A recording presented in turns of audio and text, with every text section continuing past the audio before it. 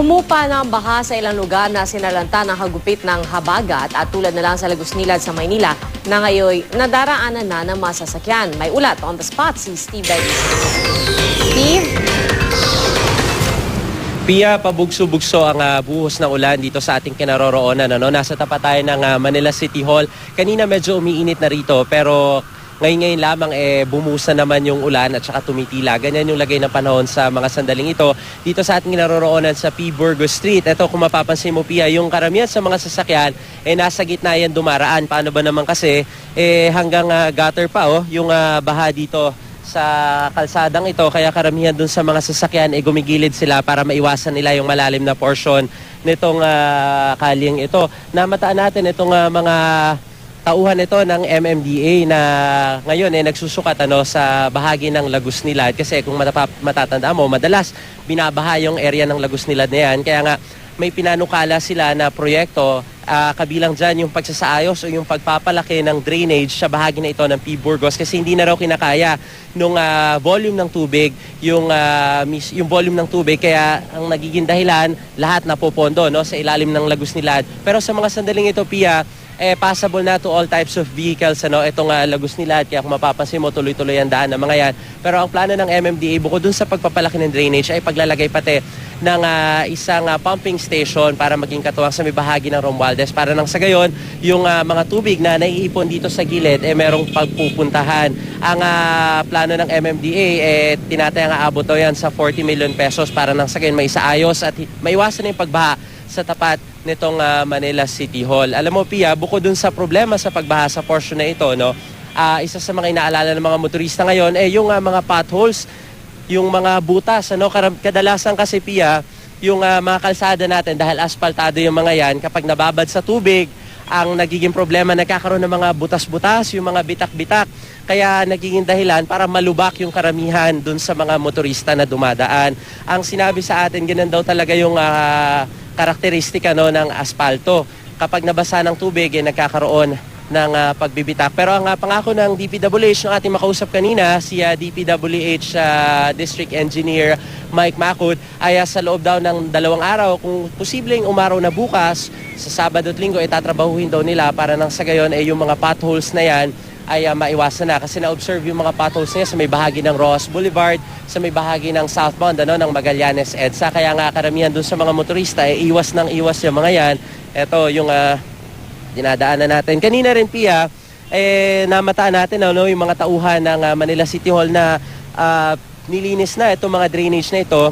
Kanina nagsagawa na sila ng dredging operation kasi napuno na nga ng burak yan. Eto, may natira pa silang kagamitan. Lunch break lang kasi ngayon Pero karamihan sa mga nakuha nila, puro burak yung mga yan. Eto nga, naiwan pa yung kanilang mga kagamitan kasi nahihirapan nga sila na alisin yung tubig sa portion na ito. Pero ang pangako rin nila sa ating kanina ay tatrabahuin nila yan sa maghapon para nang sa gayon maging maluwag na rin ang pagdaan ng mga sasakyan sa bahagi ito ng P. Burgos Street sa lungsod ng Maynila, Pia.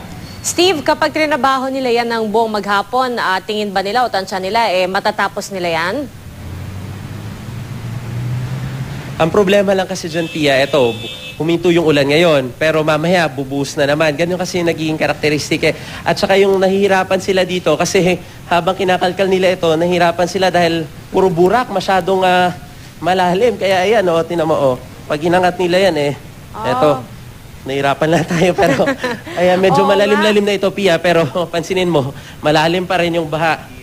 Oo nga. Ayan, puro burak talaga yung nahuhukay sa ilalim. Oo. Pero Steve, wala kang nakikita dyan yung mga maliliit na plastic. Kasi kahapon nanggaling ako dun sa may Baywalk, yung laging na basura, yung mga maliliit na plastic na mga cup, mga supot mismo. Walang nakabara na ganyan dyan sa mga drainage na yan? Nako, marami, Pia, kasi kanina, actually kakadaan lang nung truck ng basura, nahakot na yung nasa gilid. Pero karamihan sa mga bumabara, ganyan, mga plastic na yan, galing yan dun sa, eto nga, may mga nagtapon pa dito sa gilid lang ng mismong kanal. Kaya yan yung mga pinagtatatanggal kanina ng mga tauhan ng Manila City Hall para nang sa gayon kasi alam mo naman yung mga plastic talagang pag bumara yan, napakahirap tanggalin at hindi natutunaw. Kaya yan yung isa sa mga problema. Ito, tulad nito, Kanina, hinukay nila ito kanina, yung ilalim niyan, tinanggalan nila ng plastic. at ng mga burak. Yung kasi yung naging composition, kaya nagiging dahilan para tumagal yung hupa ng baha dito sa ilang mga area sa lungsod ng Maynila, Pia.